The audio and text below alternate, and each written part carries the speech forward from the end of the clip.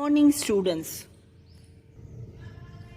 welcome to second session of 10th chapter, that is international trade. In today's session we will discuss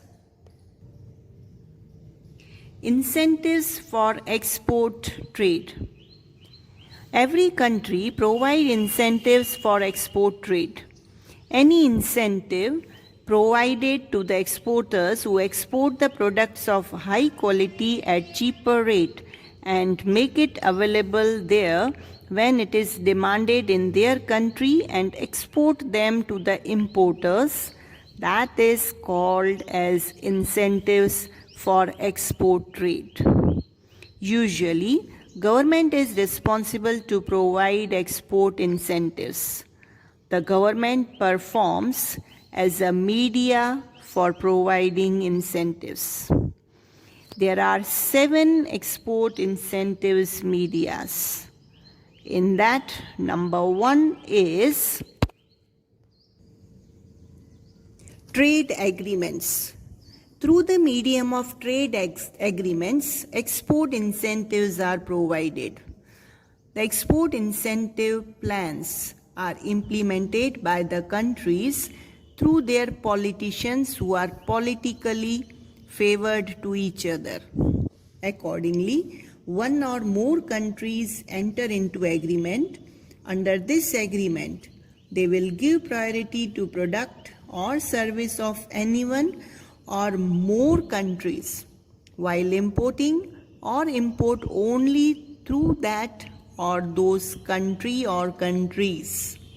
Presently, our Prime Minister, Mr. Narendra Modi, has entered into trade agreement with Japan and America. Second incentive, that is financial and economic encouragement reward. The export incentive is provided through the medium of financial and economic encouragement reward. This medium has been used widely through long time. According to this plan, number 1, to give direct reward to the exporter at predetermined rate. Number 2, no collection or collection at a lesser rate of excise and sales tax on products exported. Number 3, to provide full or partial exemption in the income tax on export income. And last is encouragement is given by providing raw material, other equipments and electricity at the lower rate for manufacturing the products for export.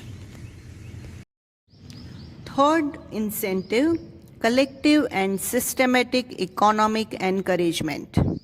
According to this scheme, once the pre-decided amount or products are exported, then right of import is assigned up to the amount equivalent to the proportional amount of foreign exchange earned. The following encouragements are provided in return of export guarantee. Number 1, allotment of land at subsidized rate to produce items for export purpose. Number 2, benefit of establishment of factories. Number 3, providing encouragement to establish factories in free trade zones which are free from taxes and other regulations on obligation to export total production as per pre-decided ratio. Fourth incentive, that is financial facilities and services.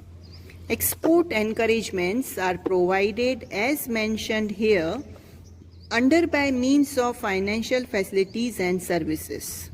Those are, number 1, to make an arrangement for the export to receive billing amount on the same day when the export is undertaken. Number 2, to provide insurance protection against the fluctuation in exchange rate. Number 3, to make an arrangement in a manner that importer may get the goods in his country easily. And last is to provide services as the guarantor of the importer after assessing importer's financial soundness.